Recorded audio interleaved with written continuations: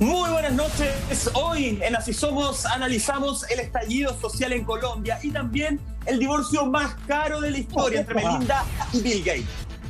No solo esto, porque también vamos a viajar, pero lo que es de inmediato a Europa, junto a nuestro querido Nico Muñoz para actualizarnos con importantes noticias sobre la vacunación. Ya está con nosotros Nico Muñoz y pasamos de inmediato, señor director, a revisar el siguiente titular. Ojo, esto nos llega de Sputnik News, noticias del Sputnik.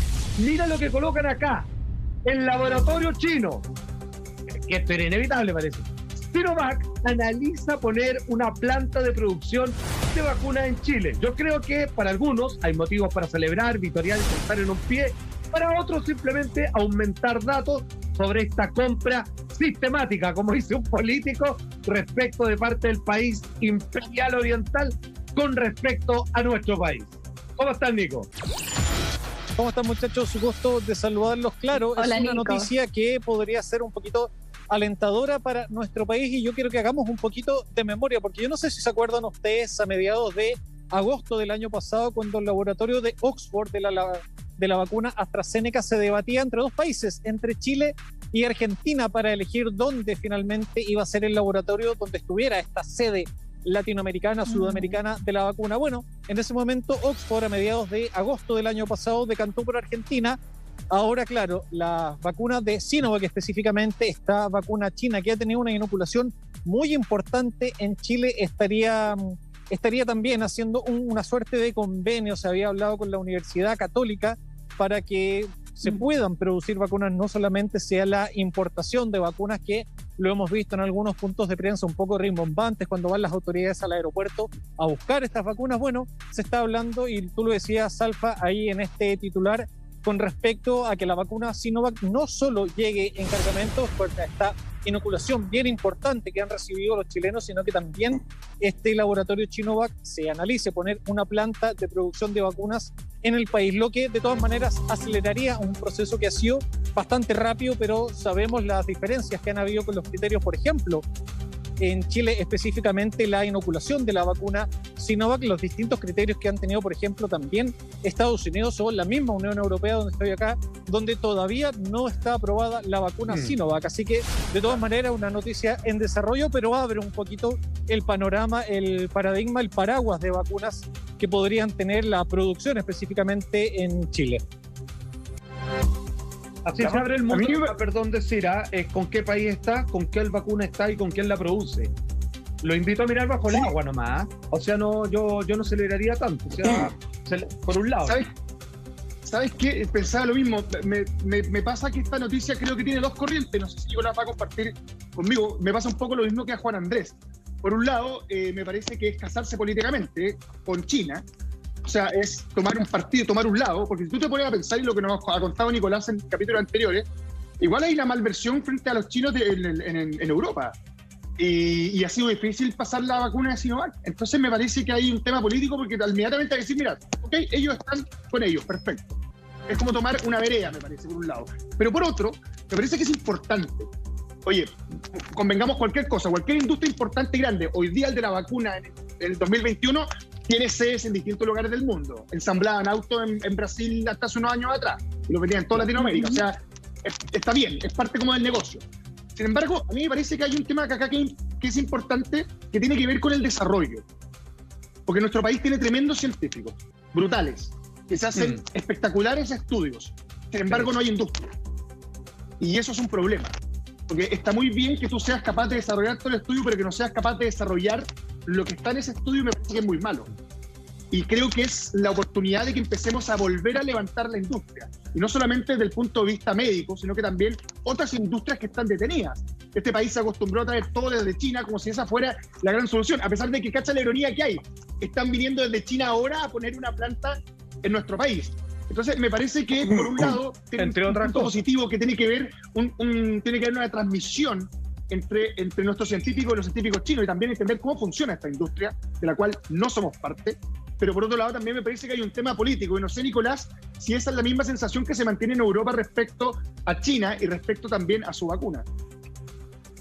Hay que tener alguna consideración geopolítica. Nosotros hemos hablado de estas dos superpotencias de China y Estados Unidos, y hay que recordar las relaciones bilaterales que ha tenido Chile con China, específicamente en los últimos años las visitas del presidente Piñera, esa que no sé si se acuerdan, que fue bien criticado por asistir con sus hijos cuando no tenían cargos en el gobierno. Esa visita en específica a China por parte de nuestro país, no sé si ustedes se acuerdan, provocó un gran enojo del entonces secretario de Estado Mike Pompeo de Estados Unidos, que en una visita a Chile vino un poquito a pararle los carros a las autoridades chilenas que le estaban haciendo demasiados guiños a China y decir, oye, Estados Unidos, entre comillas, ha sido el aliado, entre comillas, de todas maneras, natural de Chile, y están viendo un poquito con malos ojos.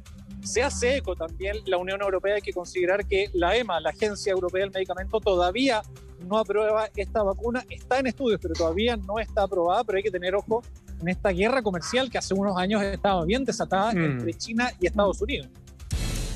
Y sí, sin duda. La tecnología.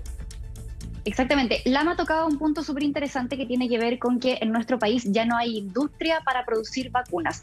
Los quiero invitar a revisar un tuit que pone Daniel Matamala haciendo referencia a este tema. Pasemos a revisarlo y continuamos con la conversación. Mira, esto dice así: Chile producía vacunas desde el siglo XIX hasta que algún genio con Excel decidió que había que cerrar todo y solo importar. Qué bueno que volvamos a lo obvio. Un país no es una pulpería, no es solo comprar y vender. Para desarrollarse, Chile debe saber invertir en ciencia y conocimiento. Y acá quiero que hagamos un poquito de historia, porque justamente lo que hace Daniel Matamala es reflexionar sobre la importancia y también la necesidad de una producción local de vacunas, sobre todo en un contexto de pandemia en donde urge tener una solución sanitaria, ¿cierto? Recordemos que Chile, como bien decía Daniel Matamala, entre los años 1887 y el 2005, o sea, por más de 100 años, se produjeron 10 tipos de sueros y 29 vacunas, 2 de ellas creadas en Chile por el Instituto Bacteriológico, que nace en el año 29. Sabemos que después el ISP se crea en el año 79, 50 años después, pero el Instituto Bacteriológico tiene una súper buena historia desarrollando y produciendo vacunas. Por ejemplo, la vacuna antigripal, que duró por más de 20 años, la antivariólica, que en el año 78 erradicó la viruela, la antitífica, la de la difteria, y también, por ejemplo, la vacuna de la tuberculosis, que se empezó a desarrollar en el año 53. De hecho, Chile mandó a profesionales al extranjero para capacitarse para poder desarrollar esta vacuna.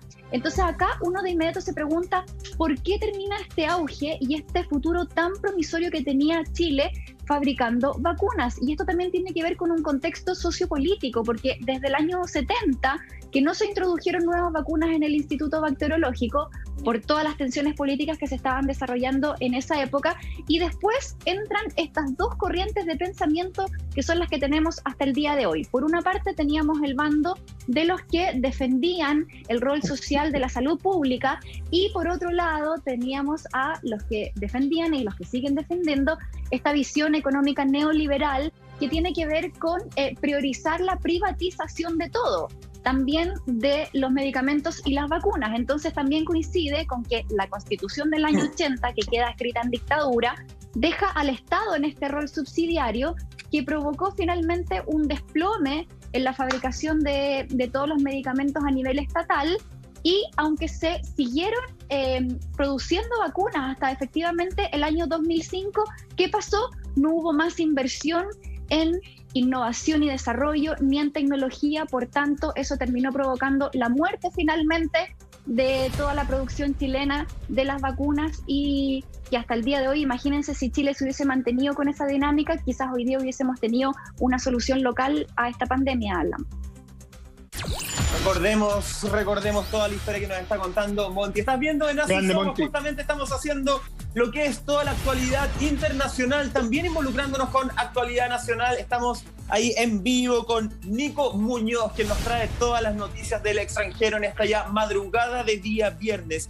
Solo para sumar un poco a la historia que nos contaba Monty, recordemos que el año pasado, más o menos junio, julio, teníamos el último semestre, teníamos al ministro de Ciencias justamente de nuestro país diciendo que la única forma y la mejor de asegurarse vacunas para nuestro país era que Chile participara en ensayos de fase 3, ¿se acuerdan? Porque él decía, y lo dijo en un punto de prensa, que efectivamente no tiene absolutamente, que Chile no podía fabricar vacunas porque era demasiado caro para nuestra realidad, y que al contrario sí teníamos científicos que servían mucho y que tenían alta experiencia en lo que es ensayo. En menos de un año esa realidad está cambiando, y está cambiando básicamente cuando uno ve, y ahí hago una conexión con Salfa y con lo que decía Lama, cuando uno está viendo que el mundo hoy día está buscando aliados, distintos países están buscando aliados, el mundo está tremendamente polarizado, y probablemente el tener un centro que cree vacunas en nuestro país a sistema de salud me parece que es perfecto, yo ahí le doy el check. Pero a futuro claramente tiene que ver con una estrategia, tiene que ver con estos aliados. No quiero meterme en profundidad, pero lo que en algún momento fue como la Guerra Fría, obviamente hoy día puede empezar a ser en otras normas. No estoy diciendo con esto que no tenemos que abrir las puertas de nuestro país a que se creen vacunas, es necesario, necesitamos la salud, necesitamos controlar esta pandemia una vez por todas. Pero leer la letra chica, Mike. Los aliados que se pueden generar para el día de mañana, y un día de mañana que probablemente no es tan lejano, también puede ser peligroso. Nico, te quería preguntar a ti, aprovechando ya que en nuestro país siempre nos jactamos mucho de lo bien que va el proceso de vacunación, todos los puntos de prensa, ¿cierto? Jamás ha bajado la cantidad de vacunados en nuestro país, siempre sigue aumentando, según la vocería oficial. De hecho, ya se aumentó el calendario, la gente de 35 también se va a poder empezar a vacunar hasta el próximo viernes. ¿Cómo has visto todo este proceso? ¿Cómo has visto el tema sanitario de nuestro país a nivel extranjero? A nivel extranjero, hace unas semanas se destacaba bastante, específicamente cuando Chile lideraba, por ejemplo, junto a Israel, que estaba bien arriba también con el porcentaje de vacunación. El tema es que Europa, si bien partió un poquito lento, con el freno de mano, podríamos decir, ahora ha estado un poquito más rápido. De todas maneras, todos los días acá en España, específicamente en Madrid, se está rompiendo diariamente el récord de personas vacunadas, lo que en algún momento había sido una estrategia política por parte, se puede entender como una estrategia política por parte del gobierno para ganar las elecciones de Madrid, aunque no les resultó a comienzos de esta semana. Era un poquito el caballito de batalla que tenía el oficialismo, acelerar este proceso de vacunación en Madrid y en las otras comunidades autónomas de España, las otras regiones, podríamos decir. Ha sido un poquito más rápido, pero por ejemplo, acá en España, las personas que han completado ya tienen la pauta completa, o sea, las 2 dosis, está cerca del 11,5%. Ha sido lento, pero de todas maneras se va aumentando. Estamos hablando de 0,5, 1% todos los días. Y hay que considerar también el compromiso que tenían en España y los otros países de la Unión Europea de poder reabrir al verano, que en cuanto 2 meses y tanto, un poquito menos de 2 meses y medio, considerando de tener el 70% de la población vacunada a comienzos del verano. Ese es el compromiso que tienen las autoridades de la Unión Europea. Muy bien. Salfa. Mucha atención con lo siguiente, porque la verdad, sí, perdón, solamente digo, está abierto el switch, estamos escuchando un poco la conversación de Waldo ahí, por favor, si lo pueden bajar. Y vamos al siguiente tema, que esto, la verdad es que afortunadamente hubo una aclaración que viene a despejar la cancha, y que esto, en términos sociales, psicológicos, hubiera sido mortal para la moral de los chilenos, si entendemos que, así como existe en otros países, Brasil, por ejemplo, una variante particular de esas naciones del COVID-19, que hubiese una variante chilena, para nosotros era altamente destructivo desde lo psicológico. Atención lo que nos trae ADN Radio. Mira, Nico, lo siguiente, dice acá, no existe, no hay la variante chilena del COVID-19. Israel reconoció un lamentable error en esta información que se difundió, producto del comunicado del Ministerio de Salud de Israel, donde un adulto vacunado contra el coronavirus y que venía de un país que no estaba especificado, decía que producto de su paso o de algún contagio con alguien procedente de Chile, finalmente había generado una nueva forma de mutación o cepa que se había gestado en nuestra propia nación. A ver, es importante, insisto, aclarar este punto. ¿Por qué? Porque ya quedó la primera noticia de una variante chilena que va a ser muy difícil sacarla. Entonces quiero recalcar que ya se especificó que tal cosa no existe. ¿Por qué insisto en aquello? Porque para nuestra moral, para nuestra seguridad y salud mental, de la cual aún no nos estamos haciendo cargo y quedan 2 meses para que esto explote mentalmente, finalmente les decimos a todos, desde este humilde espacio, que no existe una variante chilena del COVID-19. ¿Cómo se tomó eso? Las noticias allá en Europa, Nico. Alguien dice en Israel, hay una variante chilena, y todos dijeron, otra más para la lista, la de la India, que la portuguesa, que la brasileña, y ahora la chilena, o esto pasó colado, ¿no? Pasó bien colado, yo lo vi en algunos portales. De todas maneras siempre se habló y estaba la noticia de que en Israel se habría detectado, pero claro, lamentablemente podríamos citar un dicho, miente que algo queda, si bien obviamente están las disculpas desde parte de Israel, siempre va a quedar lamentablemente esto. A lo que a mí me llama la atención y siempre me llamó la atención es que esto se haya descubierto de todas maneras primero en Israel antes que en Chile, cuando uno en algún momento llegase a pensar las variantes reunían ciertas condiciones de vacunación, de contagios desatados, de lamentablemente muertos sin control, las UCI completamente colapsadas, incluso a uno, aunque le doliera el orgullo, llamaba un poco la atención cómo es que todavía no existía una variante chilena. Lo bueno es que todavía no existe, más allá de los desmentidos que tienen que haber, pero se trató, se vio, yo lo encontré en algunos portales aquí en la Unión Europea, también, pero fue esto. Sí, ahora, no he encontrado de todas maneras la rectificación, como sí así se hablaba de la noticia, el auge, el boom de esta supuesta variante chilena. He encontrado mucho menos rectificaciones, pero de todas maneras ya está, así que de todas maneras, por lo menos por ahora, se descarta esta variante chilena. Ya, qué bueno. Sí, es mala onda el tema de la variante, porque finalmente, como decías tú, termináis marcando a una población completa. Y recuerdo que en algún minuto, no sé si estoy seguro, porque ¿sabes qué? Acá el tema de la información y el flujo de la información es lo que lleva a la fácil confusión respecto al tema de las vacunas y el tema del COVID. A mí me parece que eso es un problema que es bastante complejo. Yo recuerdo, mira, para que cachí, no me acuerdo de la noticia en sí, pero recuerdo haber leído un titular de que posiblemente la Antofagasta se estaba generando una variante propia.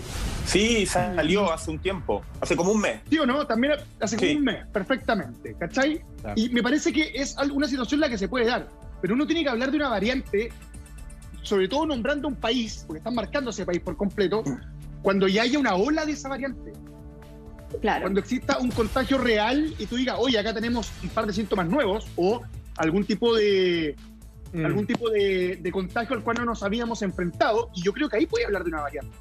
Pero antes de eso me parece súper irresponsable. Es como que yo acá dijera, por ejemplo, que Michael Roldán tiene algún tipo de enfermedad venérea. Y eso es falso. Pero yo lo digo y la gente se va a reír como pasó. Yo no pongo la mano al fuego, ¡Niégalo ahora! Se va a quedar con eso. Y yo lo desmiento en este momento, lo desmiento 100%. El daño ya está hecho. No tiene enfermedad venérea. Sin embargo, mañana el titular va a ser que Mike tiene esa enfermedad. ¿Te das cuenta? Entonces, me parece que es súper importante. Pero... Y esto lo digo, sé que el ejemplo es un poco ridículo, pero lo digo en serio. Y esto es una discusión que tengo muchas veces con mi padre, que tiene que ver con, no puedes esperar a que la información hoy te llegue, porque te va a llegar por muchos lados. Cuando alguna información te llega y tú te quieres interesar en ella o pretendes adentrarte, búscala. Ya dejó el tiempo en que yo recibo información y la canalizo y la suelto. No. Hoy es tanta la variedad informativa que te ves obligado tú como usuario a hacer ese ejercicio. ¿Puedo complementarte con algo muy pequeño? Por supuesto, réplica, por favor. De hecho, está en estudio y se conversó y en algún momento la OMS o la OMS también se pronunció sobre dejar de llamar las variantes referentes a ciertos países. Porque hoy día, claro, nos extraña hoy día porque nos toca Chile, porque en el mundo entero se estaba hablando, por lo menos en Israel se estaba hablando de que había una variante chilena, posible variante chilena. Ellos lo aseguraban en primera instancia. Pero hoy día nosotros hablamos de la variante de España, la variante de Brasil. Se está planteando justamente el dejar de mencionar a las variantes, a las nuevas cepas, qué sé yo, en relación al país en el que se ejercen, porque sí se torna a una discriminación negativa a nivel mundial. Recordemos que estamos en un mundo tremendamente globalizado. ¿Se sabe, Nico, de alguna forma si eso va a llegar a buen puerto, si se puede efectivamente dejar de nombrar las variantes según el país en el que hay más casos, como decía Lama? Yo creo que más allá de las intenciones, las palabras de buena crianza que pueden tener las distintas autoridades, la OMS o los distintos países, la verdad es que esto es finalmente cultura popular y ya, lamentablemente, a mi juicio, lo que puedo ver, ya queda. Entonces, es muy difícil que ya se pueda combatir porque hemos hablado, yo les he comentado en semanas anteriores de la variante británica que incluso llegó a estar cerca del 80-90% de los casos. La variante India, lamentablemente, no le gustará a la OMS, pero es algo que queda, bueno, en el lenguaje popular, así que es muy difícil. Hay que hacer el ejercicio contrario. ¿Cómo la llamamos si no?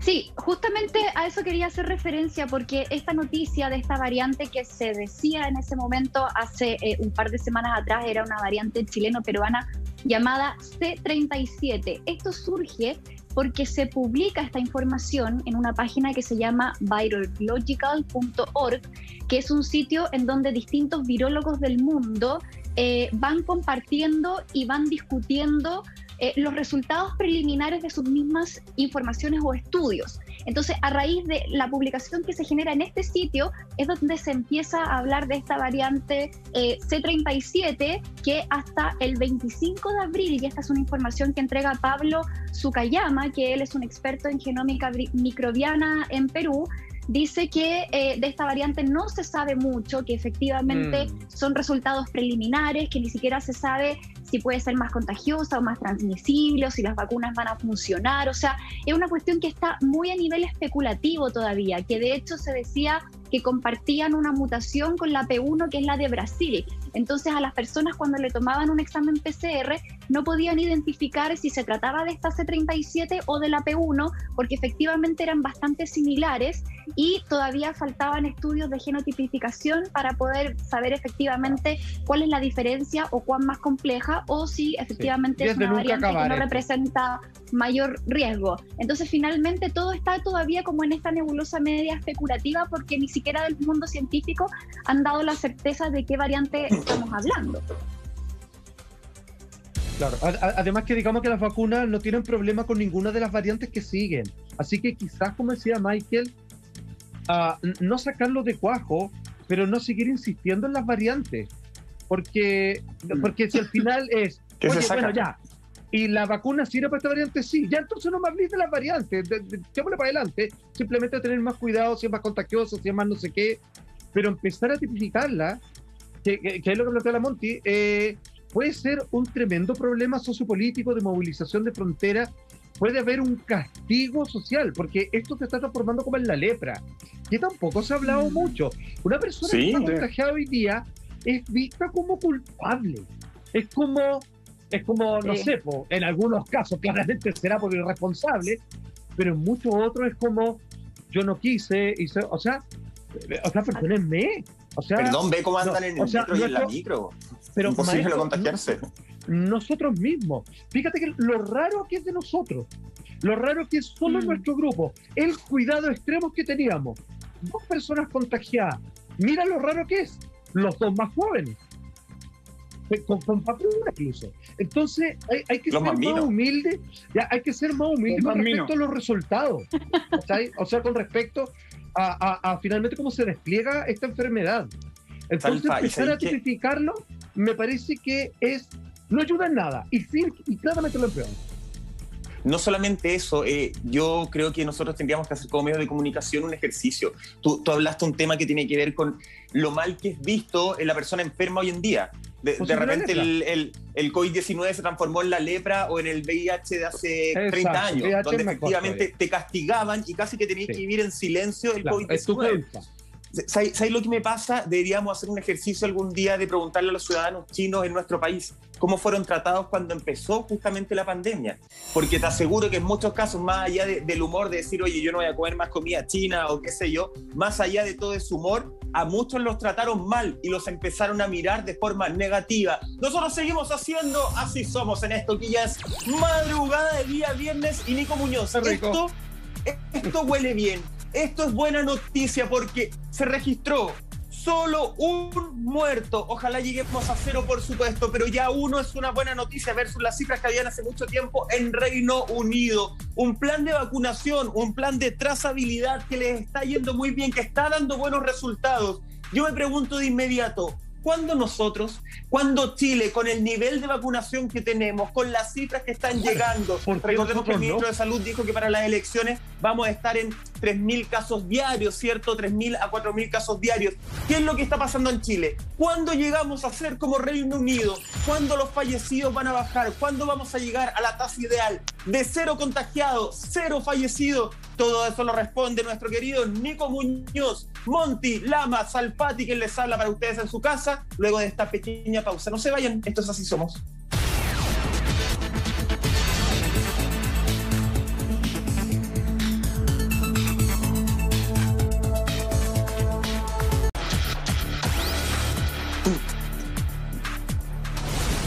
Ya estamos de regreso en Así Somos. Muchas gracias por acompañarnos con tu sintonía. Estamos con Nico Muñoz, por supuesto, para analizar todo lo que es las noticias a nivel internacional. Y ya lo anunciábamos antes del corte. Nos vamos de inmediato al siguiente titular para hablar de esta buena noticia que llega desde Reino Unido. Ponemos titular en pantalla.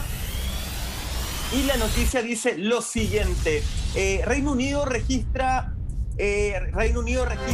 solo una nueva muerte por COVID. Ah, ¿vieron cómo traducí?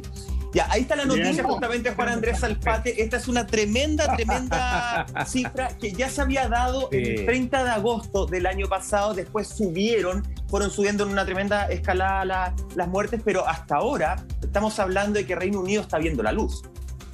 Absolutamente. Oye, perdón, Nico, o sea, hagamos la pregunta de rigor. Si ellos se vacunan masivamente tarde, nosotros nos vacunamos masivamente temprano, ¿cuál es el punto de inflexión? La diferencia de que a ellos les resultó en tan poco tiempo y nosotros recién y con cueva, y si les creemos los números oficiales, ya hemos sabido que a veces los han manejado. ¿Qué estamos haciendo mal nosotros? ¿Qué nos falta? Mira, lo estaba conversando hasta hace poco con una compañera que está, de hecho, en el Reino Unido, y ella era súper gráfica. Ella me decía que los confinamientos fueron mucho más estrictos desde el año pasado, desde diciembre más o menos, desde el año pasado los confinamientos fueron bastante estrictos. También lo que yo les comentaba en programas anteriores, el Reino Unido está produciendo las mismas vacunas de Oxford con las que está inoculando a su gente, así que no tienen que esperar, depender, por ejemplo, de otro laboratorio que importe las vacunas hacia el Reino Unido. Y lo que me comentaba ella también, que ha sido trascendental, y la gran diferencia con Chile también, es que el testeo, trazabilidad y aislamiento, este famoso TTA, ha sido bastante eficiente en el Reino Unido. O sea, se detecta un caso, se ven los contactos estrechos, las personas cercanas, y considerando la situación económica que en general vive el Reino Unido, a diferencia de Chile, es más fácil, por ejemplo, para las personas guardar una cuarentena, no corren tanto el riesgo, por ejemplo, de perder un trabajo. Hay que considerar de todas maneras que el COVID ha golpeado la economía de todo el mundo, pero son realidades que se ven a este lado del Atlántico, de todas maneras bien distintos. Así que, de todas maneras, han sido, en resumen, las cuarentenas más estrictas han funcionado mucho más, la propia producción de sus vacunas y también el trazado, trazabilidad y aislamiento han decidido con estas fechas, que de todas maneras se ha tenido en el Reino Unido incluso una muerte diaria, que es un poco bien alentador con respecto a lo que podría ser. Se sabe que generalmente lo que pasa en Europa después puede ser el reflejo de lo que pasa en Chile en algunos meses más. Ha sido distinto, pero por lo menos se abre una luz de esperanza del caso británico, que ha sido bastante complejo. Los invito a revisar un tuit, una gráfica bien específica.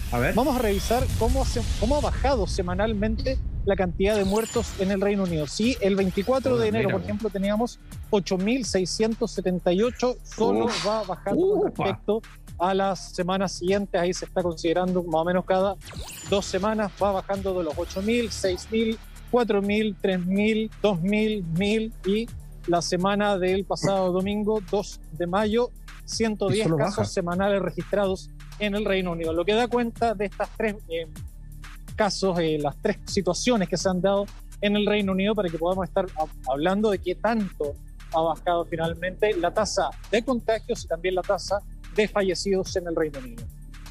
Y Nicolás, respecto con esos números, porque si nosotros tenemos esos números acá, ya estaríamos, me imagino que todos en la calle. ¿Qué tipo de medidas se han flexibilizado en Reino Unido? Porque con esos números alentadores me imagino que algunas cosas quedaron de lado. Leí el otro día, por ejemplo, el estado de Florida en Estados Unidos. Te dije Florida y no Florida. No entendí la diferencia. Profesionalismo. Tremendo. el estado de Florida ya había flexibilizado todas sus medidas. Entonces me parece que con esas cifras lo primero que tiende a pensar la población es que te van a dejar salir, ¿o no?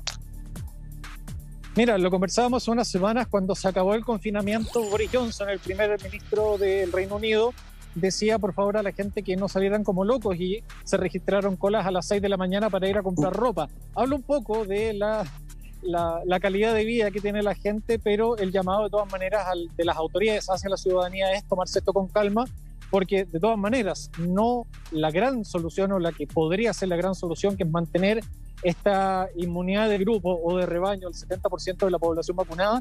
El Reino Unido ha avanzado en su proceso de vacunación, pero todavía no lo ha logrado. Y por otro lado, hay que considerar que aquí en Europa estamos hablando incluso de una cuarta ola.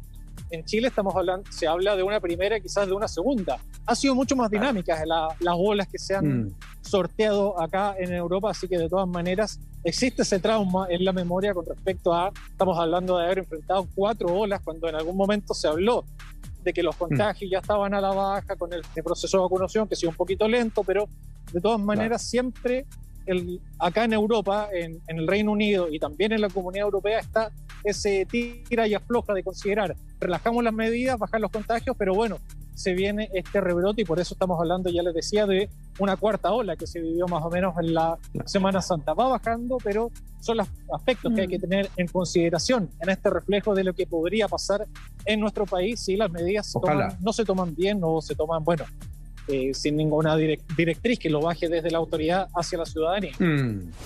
Claro, es que el manejo de la pandemia en el Reino Unido durante estos últimos 4 o 5 meses ha sido evidente, porque en enero tenían pic de contagios diarios de 60.000 personas. Hoy día estamos viendo que esa cifra son 1.500, 1.900 casos por día, o sea, es bastante menos. Ahora, me llama la atención porque las autoridades han dicho que las restricciones, así como totalmente, no se piensan levantar hasta más o menos el 20 de junio. O sea, si bien hay ciertas libertades, todavía hay hartas cosas que se mantienen dentro de un marco bien regulado. Y hacia esto mismo, teniendo en consideración que los contagios han bajado, los fallecidos han bajado, se vio, Nicolás, la semana pasada o antepasada en Londres una marcha que tenía que ver contra el confinamiento. O sea, la gente dice, algo no nos cuadra, o sea, estamos bien en indicadores, pero nos mantienen con restricciones. Entonces, por ahí la gente salió a las calles a reclamar, salieron, por supuesto, sin mascarillas, sin distancia física. Entonces, ¿qué pasa con eso también? ¿Cuál es la actitud que se está viendo en Europa en general, no sé, España o en Alemania, bravo con eso? En Alemania, que les pusieron recién un toque de queda, también el 24 de abril comenzó a regir su toque de queda. Entonces, claro, en el fondo yo no sé cómo va el ánimo de la gente para poder seguir todas estas restricciones si ven que la cosa va mejorando. Mira, las condiciones específicas dependen de cada país, pero hay un sentimiento común de empezar a desconfinar o a relajar medidas. Este domingo, 9 de mayo, acá en España, lo dictó el presidente de gobierno, Pedro Sánchez, se acaba el estado de alarma. Con eso, por ejemplo, se levantan las restricciones perimetrales y yo voy a poder viajar de Madrid a Valencia, a Barcelona, a Toledo, que está muy cerca, pero todavía los colegios se abren. En otra comunidad se están reabriendo colegios, por ejemplo, en Italia también, en Francia, un poquito en Alemania ha sido un poco más complejo porque ha pegado bien fuerte esta cuarta ola y ha habido unas restricciones que ha debido tomar Angela Merkel un poquito a pesar de lo que le ha pegado políticamente. Pero en Italia se están comenzando a reabrir las fronteras, los comercios que habían estado cerrados mucho tiempo. Portugal está muy cercano a reabrir su frontera terrestre con España, así que obviamente eso podría funcionar. El turismo, el comercio, que lo decíamos, lo hemos dicho en programas anteriores, se está pensando hacia el verano, pero esta podría ser incluso una prueba piloto de cómo se comporta la ciudadanía con un pequeño relajamiento de medidas, pero bueno, vamos a ver cómo funciona y si no estamos hablando quizás en algún mes o en unas 3 semanas de una quinta ola en Europa, que yo me imagino sería bien dramático considerando que está aumentando el porcentaje, el proceso de vacunación en España y en el resto de los países de la Unión Europea, que, como les decía anteriormente, día a día se va abatiendo la cantidad diaria de personas vacunadas. Así es, y lo decía Nico hace un rato, la trazabilidad, eso es clave y es el gran punto en el que estamos fallando en nuestro país. Están viendo en Así Somos, todo lo que tiene que ver con estas noticias a nivel internacional y que por supuesto también nos llegan a nosotros, a Chile, nos golpean directamente. Hay buenas noticias en el Reino Unido, hay buenas noticias a nivel mundial, algunos países, algunos sectores están relajando sus medidas justamente para ir probando, porque llega un minuto en que tenemos que empezar a relajarnos para probar si la vacuna, para probar si la distancia, si la conciencia social está surtiendo efecto. Y nos vamos de inmediato a un plan piloto en Inglaterra que a mí me pone más contento, pero en buen chileno más contento que la cresta, tío. Vamos al siguiente titular de Infobae que dice: el primer baile. ¿Cómo es el evento de una discoteca británica que abre por primera vez en pandemia sus puertas sin ningún tipo de protocolo? Este es un plan del gobierno para ver cómo funciona. Se abrió una discoteca, la discoteca Circus, justamente, que queda en Liverpool, para 3.000 personas. Sin pedir distanciamiento físico, sin pedir mascarilla, solo se solicitaba un PCR, ¿cierto? Un test negativo, Nico, para que estas 3.000 personas, estamos viendo ahí algunas imágenes, pudiesen disfrutar de todo lo que es un evento. Ya mucha gente dice: ¿cómo extraño hacer una fila para encargar una piscola en el bar o hacer la fila para el baño? Bueno, eso se puede vivir en este experimento. Nico, te quiero hacer dos preguntas. Primero, este es un experimento aislado, se va a esperar algunos días, se va a ir repitiendo poco a poco. ¿Y en qué otros lugares del mundo también se ha realizado? Porque hace un tiempo nosotros supimos que en España también se hizo un concierto para algo así como 5.000 personas, pero nos quedamos ahí con la noticia. No se supo mucho el Nueva Zelanda también, 50.000 personas. Nueva Zelanda. 6 contagiados de esa fiesta de Barcelona solamente. No, de 5.000 personas. Bueno, ahí van a decir que es 0, pero bueno. Nico. Claro, no impactó mucho esto que comenzaban de este concierto en Barcelona, Love of Lesbian, este concierto que se realizó hace más o menos un mes. Al final, claro, se dio la noticia y no impactó tanto, y nosotros pensábamos, claro, cuánto iría a impactar. Estábamos hablando en ese momento 3.500 personas, 5.000 personas más o menos, que estaban con mascarilla, pero claro, estaban sin distanciamiento físico. Es muy distinto lo que se ve ahora en esta discoteca Circus en el Reino Unido, específicamente en Liverpool, porque no hay distancia. Tampoco hay mascarillas. Hay que ver cómo podría incluso afectar el ritmo de los contagios en Liverpool específicamente, donde se ha dado, pero se da cuenta, y es bien gráfico con respecto a lo que yo les decía, está ensayo y error de lo que está haciendo los países acá en Europa, específicamente el Reino Unido, donde ha avanzado bastante importante el proceso de vacunación, donde han bajado los contagios, han bajado la cantidad de fallecidos. Y este primer baile, claro, yo creo que a todos nos pone un poquito la piel de gallina, las ganas de volver. Algunos tendremos que elongar más que otros para volver a bailar. Ese intercambio de babas. Claro. Sí, ahora, es que a propósito de eso, Nico, por ejemplo, se vive. Mira, hago no un cuestionamiento, pero sí una pregunta. En Chile, cuando lleguemos a una tasa X, similar a la del Reino Unido o un poco menos, ¿existe la idiosincrasia en nuestro país para llevar a cabo un experimento de esta naturaleza? ¿O acá se vive el desborde, se vive el descontrol y por lo tanto no se puede contar con la disciplina de libertad para que esto fuera al menos en un 50% un experimento y no simplemente vayan a festejar? Porque esto está hecho para sacar datos, es para entregar una curva estadística que va de regalo con el baile, la tomatera, digamos, que convoca una fiesta, pero es para entender en qué proceso estamos y qué podemos hacer de acá en adelante. ¿La idiosincrasia del chileno permite hacer un experimento de este calibre o tenemos que irnos más piano nosotros?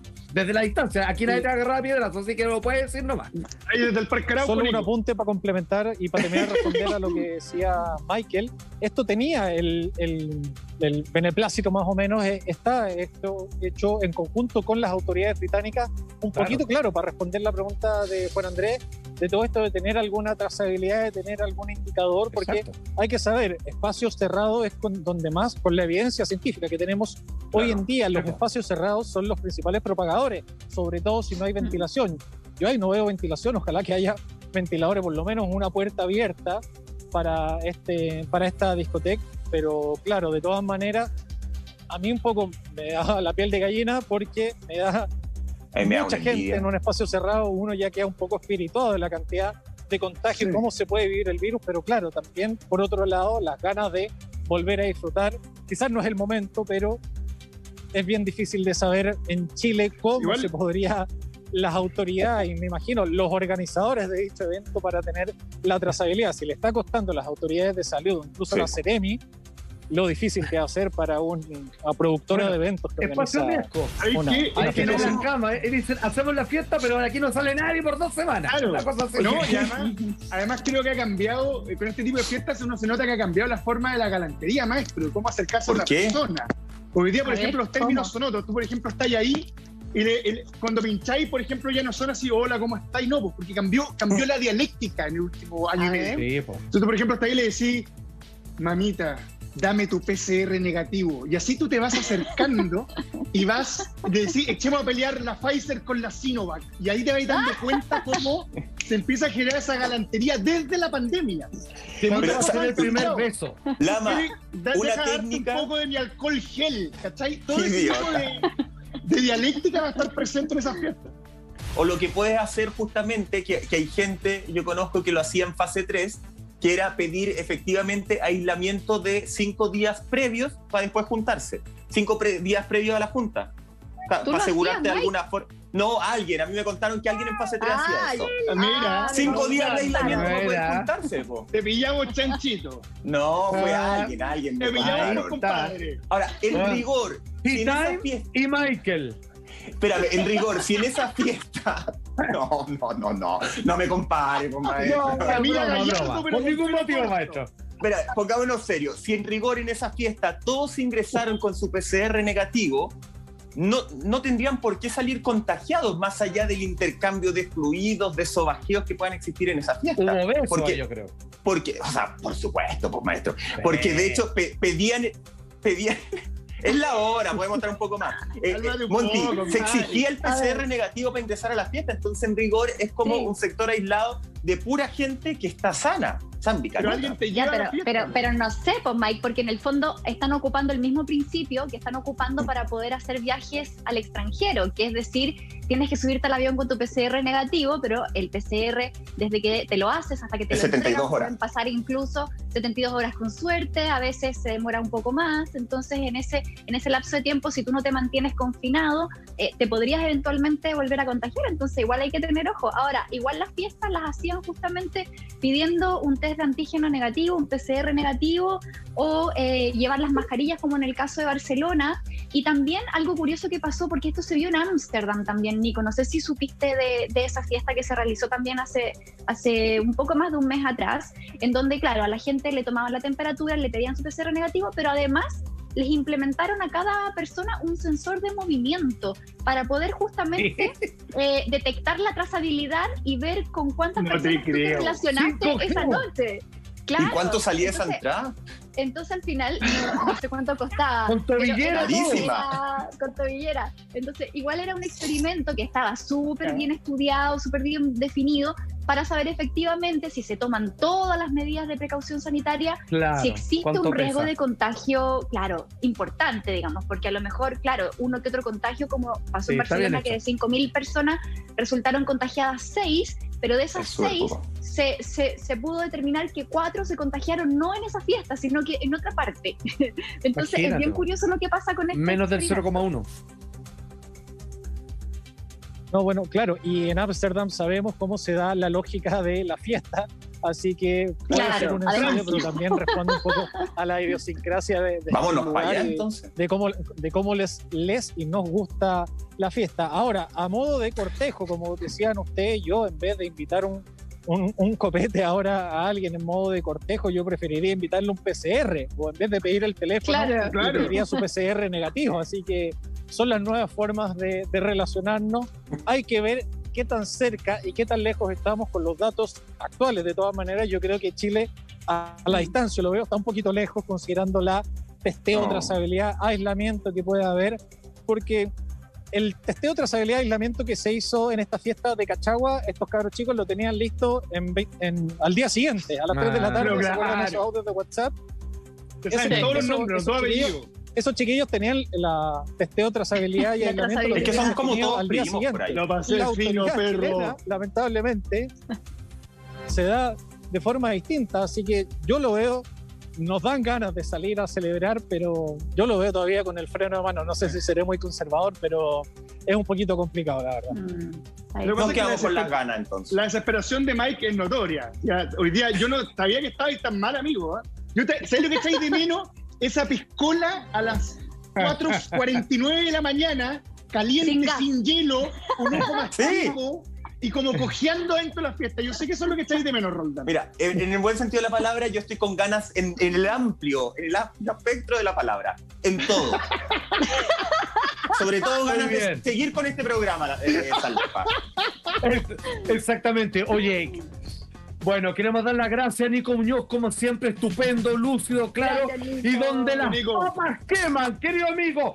Pero mucha atención porque ya Nico nos vuelve a acompañar la próxima semana, pero volvemos a nuestro continente. Crisis social e institucional en Colombia.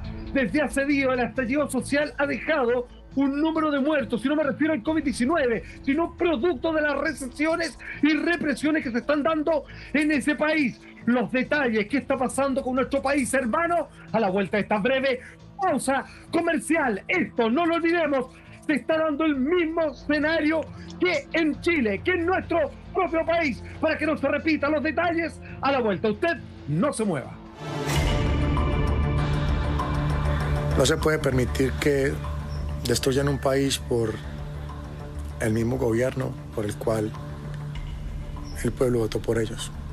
Invito a mis colegas, deportistas, influyentes, que sé que no es fácil hablar de esto,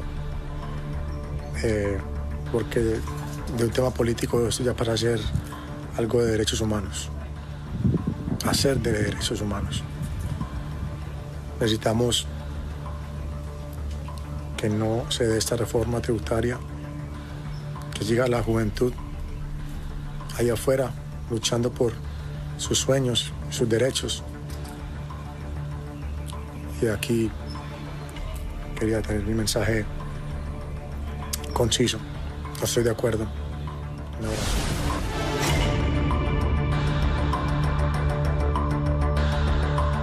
Fuerte el aplauso para nuestra.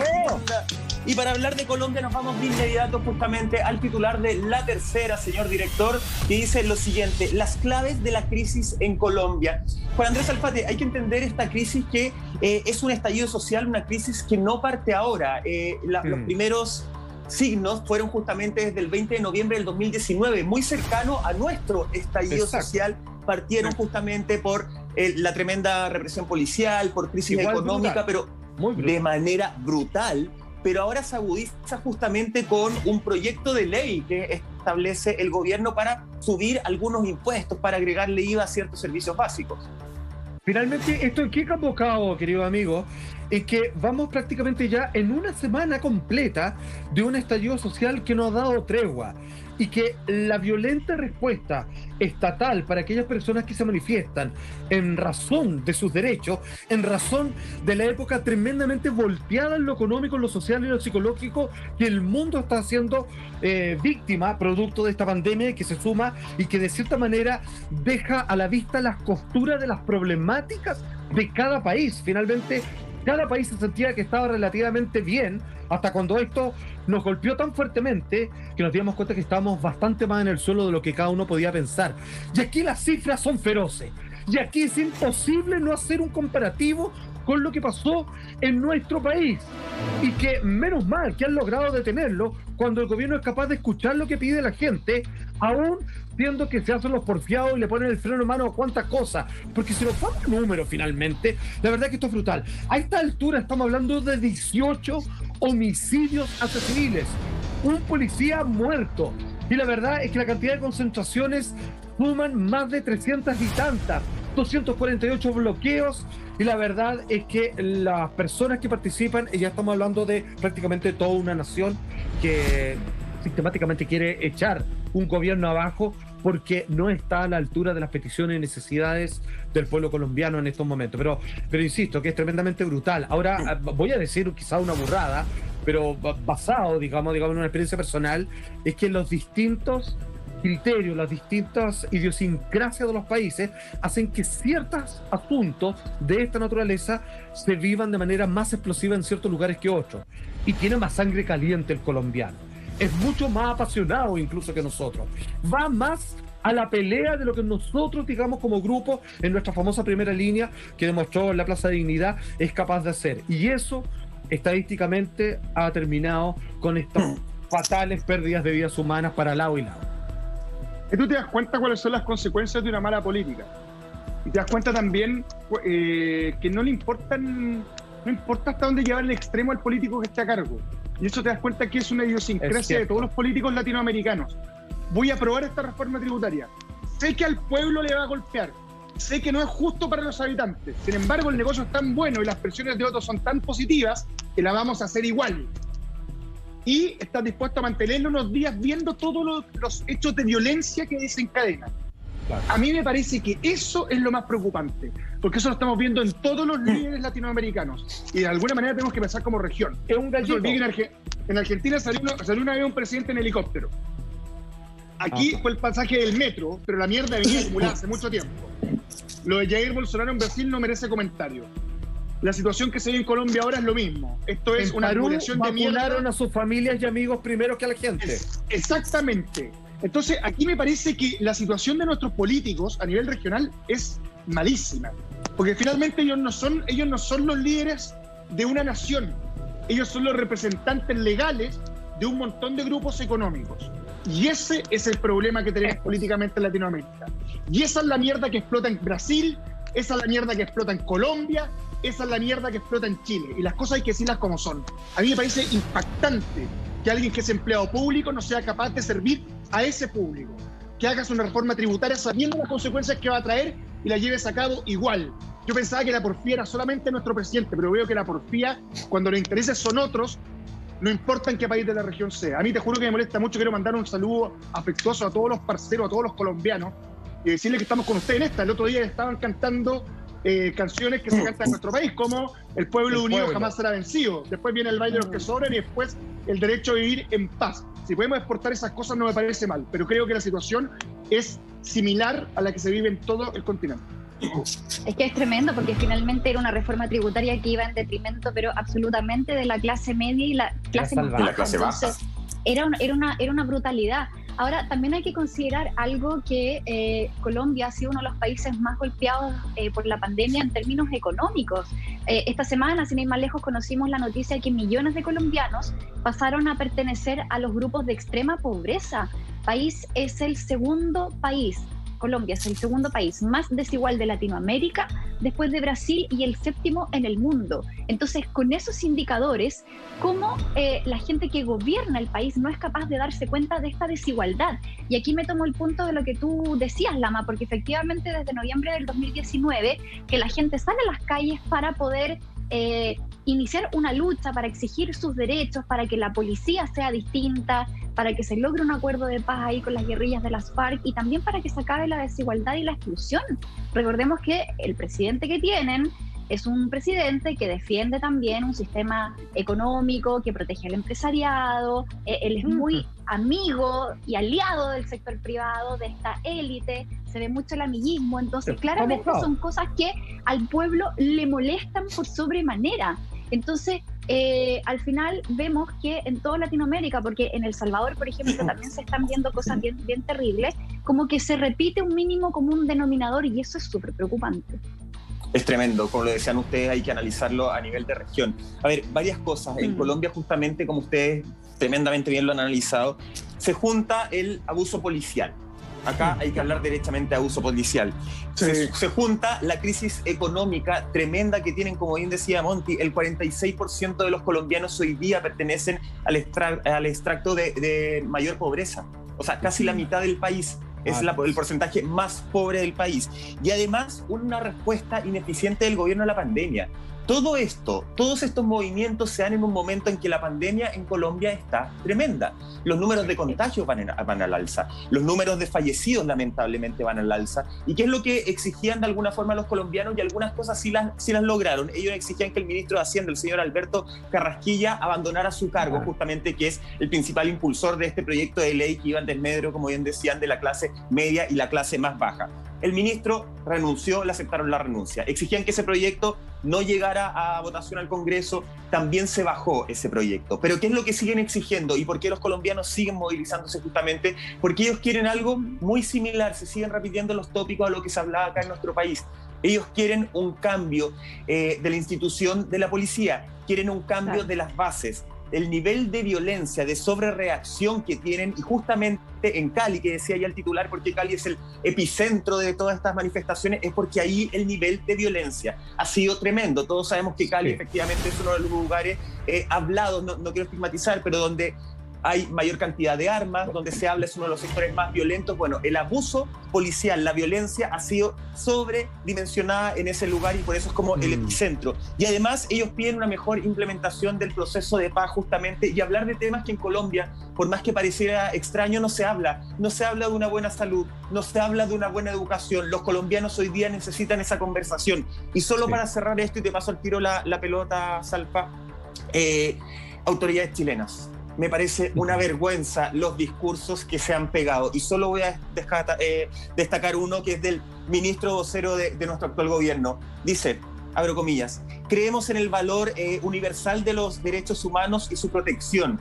Frente a cualquier falta o violación debe ser la justicia la que actúe. Y esas acciones deben ser perseguidas sin matices. Más allá de cualquier apreciación personal que yo pueda tener sobre estas palabras, que me parece de una patudez tremenda, yo le hago una pregunta, al ministro vocero de gobierno.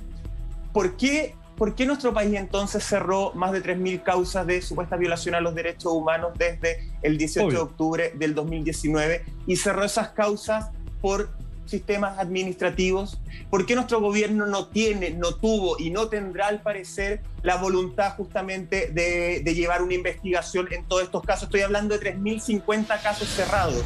Y por último, le recuerdo al señor Bergoglio que Sebastián Piñera está acusado hoy día a un tribunal internacional justamente por delitos de lesa humanidad. El mismo que persiguió comer pescado hay que tener mucho cuidado, no seamos tan Barça. Miremos primero la paja en el ojo propio y después nos ponemos a mirar la paja en el ojo ajeno. ¿Sabes? Absolutamente, tiene toda la razón. Agradezco sus palabras, querido amigo, porque nos representa a todos, sobre todo el problema de Cali, que acá la policía fue lo que hizo el gobierno, es la crisis política, ocuparlo a ellos y sacar las castañas con las patas del gato. Quedaron de malo los pacos, lo digo con todas las letras, finalmente los otros se echaron al olvido. Y allá, con permiso estatal, han hecho abusos, digamos, que van a quedar para la historia en el país colombiano. ¿Qué sucede con lo siguiente? Obviamente los grandes representantes de las mass media, de las redes sociales, los tremendos artistas que ha exportado Colombia, se manifestaron, algunos firmemente y otros un poquito más tibios. Vamos revisando algunos de ellos. Vamos con el Instagram. Podemos partir con Shakira, que siento que tuvo problemas con el fisco español. La verdad es que su primera voz fue la que más se hizo escuchar. Así es, vamos a revisar el Instagram de Shakira, una foto que tiene más de 1.323.000 me gusta y más de 28.000 comentarios. Ella dice lo siguiente: es inaceptable que una madre pierda a su único hijo a causa de la brutalidad y que a otras 18 personas se les arrebaten sus vidas en una protesta pacífica. Las balas jamás podrán silenciar la voz del que sufre y se hace imprescindible que no seamos sordos al clamor de los nuestros. Pido al gobierno de mi país que tome medidas urgentes. Pare ya la violación a los derechos humanos y restituya el valor de la vida humana por encima de cualquier interés político. Shakira, que es una de las artistas, a mi juicio, que se pronunció de manera más potente, ella habla, le hace un llamado directo al gobierno y también hace un punto que tiene que ver con lo de Cali, porque en Cali muchos hablan de que ellos partieron como manifestaciones muy pacíficas y que después llegaron justamente la represión policial a ponerse como una verdadera barrera, que empezaron a agredirlos y terminó con la cantidad de fallecidos que ya Salpate nos contaba. Oye, sí, los artistas colombianos se manifestaron tras la presión que surgió a través de las redes sociales de los mismos compatriotas colombinos, no por mutuo propio. Exactamente, que se pronunciaran que no fueran como amarillos. Tenemos un Instagram, un post de Instagram que subió Carlos Vives y dice: es hora de echar mano de esa capacidad en que en tiempos difíciles acompaña a los líderes y a los gobernantes, sobreponer la razón sobre la pasión, el nivel técnico sobre el nivel político, el diálogo proactivo e innovador sobre la arrogancia y los discursos incendiarios de doble vía. Todos tenemos mucho de sensatez que aportar en estos momentos difíciles. sé que, como dijo Gabriel García Márquez, somos capaces de los actos más sublimes y de los actos más atroces. Todos podemos ayudar a pasar la página de la barbarie a la sensatez. Es ya, cada minuto cuenta, cada vida cuenta, cada error se multiplica de manera exponencial. Más amarillo que la Bimbo. O sea, eso sí que es amarillo. Habló mucho, no dijo nada. Sí, no quiso quedar mal con nadie en el fondo. Fue como Cepu. Es como Cepu, ¿no? Ya. Oye, yo tengo... No, abrazo grande a Cepu. Un grande, me cae muy bien Cepu. Estamos en cuarentena. Pero ¿cómo Cepu? Saludos a Cepu. Oye, que le es lo máximo por las redes sociales, que siempre le preguntan, Cepu, ¿qué es Cepu? Ya. Oye, vamos con uno de los artistas más mediocres de la última década, Maluma. A ver. ¿Más que Carlos Vives? No, este weón es un asco. Dice, mi amada Colombia. Maluma. Estamos viviendo momentos tristes. Maluma, doloroso. Lo perdonado, Maluma. La intolerancia e incertidumbre se ha apoderado de nuestras vidas. Por tanto y más, me uno invitándolos a pensar profundamente en buscar una verdadera paz, con mayúscula, y concientizarnos profundamente en que la única salida es la tolerancia. Fortalecernos para encontrar la calma, el sosiego, a través del diálogo, la transparencia, cuyo fin primordial y contundente sea el camino para cuidar vidas. No más muertes, no más agresiones. Yo este chanta de Maluma amarillo. No, es que no entiende lo que está pasando. El lujo Vive en de la suya. decir que él era la voz de los jóvenes soñadores de Colombia y que cuando le pidieran que hablara del tema, él decía que él solamente podía dar su opinión a través del arte. Yo no sé cuándo un weón que escribe una canción que anda con 4 minas es arte. El pincel no va en esa parte del cuerpo, Maluma. Tu temática te lo pongo. Está acá, idiota. Maestro, por favor. Atención, ahora, J Balvin también se manifestó contra esta reforma tributaria, y fíjate que él hizo algo bien interesante, porque él entiende el fenómeno que nace de las juventudes, si volvemos a hacer un comparativo del inicio del estallido social en Chile, que es precisamente nuestra juventud quien tiene la fortaleza para iniciar esto, a través de un video que él coloca en sus redes sociales y que ponga mucha atención, porque dice así. No se puede permitir que destruyan un país por el mismo gobierno por el cual el pueblo votó por ellos. Invito a mis colegas, deportistas, influyentes, que sé que no es fácil hablar de esto, porque de un tema político esto ya para hacer algo de derechos humanos, hacer de derechos humanos. Necesitamos que no se dé esta reforma tributaria, que siga la juventud allá afuera luchando por sus sueños, sus derechos. Y aquí quería tener mi mensaje conciso. No estoy de acuerdo. Salpate, me impresiona primero de 4 videos que vimos, 3 hombres, 1 mujer, solo la mujer se mojó en buen chileno el potito. Siento que Shakira es la única que habló directo, habló con el corazón, habló un poquito más encarando a las autoridades. El resto, me parece que Joaquín Lavín tiene sus intenciones más definidas que Maluma, Carlos Vives o los artistas. Balvin. Fíjate que J Balvin.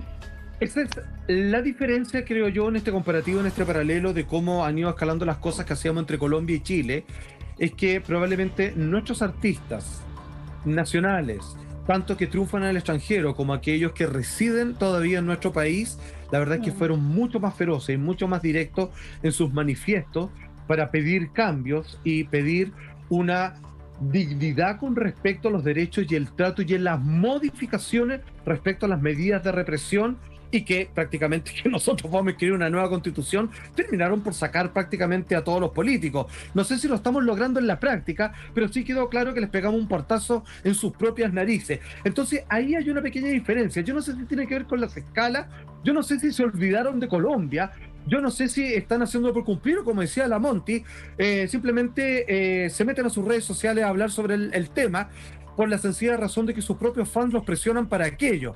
Pero insisto, de todo, fuera los hombres, me quedo con lo que dice Shakira, que finalmente fue la más directa, en donde propone una problemática, establece una solución y exige lo que hay que exigir. que sigue evadiendo impuestos, ¿no? Ahora, ojo, no caer de repente en los falsos populismos, ¿eh? Porque acá hay artistas que se tapaban el ojo y después iban a carretear en su terraza al W y después iban a carretear a Miami. Entonces me parece que hay que tener también cuidado con aquellos artistas que te quieren armar un discurso social para quedar bien con los fanáticos. Pero se contradice. Caretas. Es que sí, pero yo lo diría así: dime lo que cantas y te diré quién eres, perdónenme. ¡Grande maestro! Del estilo musical que eres, es del tipo de persona que eres. Y pero aquí en Colombia se veo claro igual, perdónenme. Pero se contradice que una mujer haya estado luchando justamente por derechos, por equidad, por no violencia contra la policía y que viva en aquel hotel. Yo dije que hizo un carrete en pandemia. Me da lo mismo donde digas. Eso en consecuencia, porque tú estás hablando de algo que es social, que tiene que ver con todos. Me tapo el ojo porque yo tengo un amplio parlante que ustedes. Sin embargo, a la hora de ocupar ese parlante para cosas importantes como la pandemia no lo hacen. Entonces, ojo, cuidado con las caretas. Así es. Oye, hemos llegado al final de este programa noticioso informativo, analizando actualidad internacional. Muchas gracias, maestro Salfate, Michael Roldán, Alfredo Madrid. Nos vemos pronto. Mañana, día viernes, madrugada de sábado, semanario de lo insólito aquí en Así Somos. Los esperamos. Buenas noches, cuídense mucho. Nos vemos. Chao. No nos agradezcan, Monty. Estamos obligados. Chao. En la tarde.